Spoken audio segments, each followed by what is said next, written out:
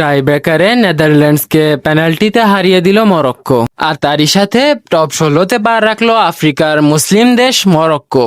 বন্ধুরা, কাল এক শ্বাসরুদ্ধকর ম্যাচে মরক্কো নেদারল্যান্ডসকে হারিয়ে দিয়েছে। ম্যাচ জয়ের পরই মরক্কোর সব প্লেয়ার সেজদায় লুটিয়ে পড়ে। বন্ধুরা, এবারকে বিশ্বকাপে টপ 32-এ সবচেয়ে হাই ভোল্টেজে ম্যাচ ছিল মরক্কো ভার্সেস নেদারল্যান্ডস। যেদিকে খেলা দেখলেই বোঝা যায় দু দলের স্ট্যাটস একেবারেই সমান সমান ছিল।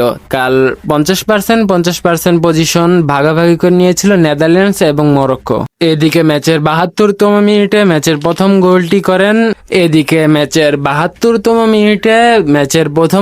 করেন নেদারল্যান্ডসের স্ট্রাইকার কোডি গ্যাকপো। বন্ধুরা, ততক্ষণে হয়তো সবাই ভেবে নিয়েছিল মরক্কোর বিশ্বকাপ যাত্রা হয়তো এখানেই শেষ হয়ে যাবে, কিন্তু বন্ধুরা তা হয়নি। আফ্রিকার এই মুসলিম দেশটি আবারও ঘুরে দাঁড়ায়। বন্ধুরা, তারপরে ম্যাচের 90 মিনিট শেষ হওয়ার পর ম্যাচের এক্সট্রা টাইমে 91তম মিনিটে মরক্কোর হয়ে গোল করেন, একটি চমৎকার হেড দিয়ে গোল দেন ইসা দিউপ। বন্ধুরা, ম্যাচের 91তম মিনিটে কর্নার পায় মরক্কোর এই কর্নারে দারুণভাবে একটি হেড দেন দিউপ, এবং বন্ধুরা মরক্কোর জার্সিতে তার এটি প্রথমতম গোল ছিল।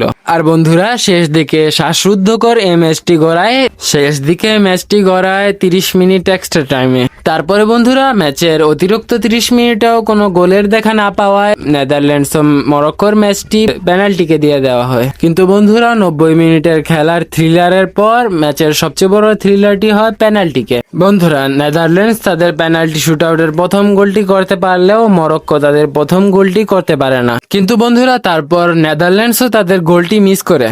কিন্তু বন্ধুরা, তারপরে মরক্কোর হয়ে প্রথম পেনাল্টি শুটে গোলটি করেন রাহিমি। বন্ধুরা, সেই গোলটি প্রায় নেদারল্যান্ডসের গোলকিপার থামিয়ে দিয়েছিলেন, কিন্তু শেষ পর্যন্ত সেটি তার নিচ দিয়ে চলে যায় এবং গোল হয়ে যায়। বন্ধুরা, পরের পেনাল্টি গুলোতে নেদারল্যান্ডস এবং মরক্কো ঠিকই একটা একটা করে গোল দিতে পারলেও পরে আর দিতে পারে না। পরে বন্ধুরা, নেদারল্যান্ডসের 5 নম্বর পেনাল্টি শুটআউটটি তারা মিস করে, সেটি মরক্কোর গোলকিপার ইয়াসিন বনু একদম সহজভাবেই সেভ করে দেয়। পরে বন্ধুরা, মরক্কোর হয়ে ইসমাইল সাহেবেরি গোল করে দেন এবং মরক্কোকে নিয়ে যান টপ 16-তে। বন্ধুরা, আপনাদের আজকের ম্যাচটি কেমন লেগেছে তা আমাদের কমেন্ট করে জানাতে পারেন এবং সাবস্ক্রাইব করে আমাদের পাশেই থাকতে পারেন আরো এমন ভিডিওর জন্য।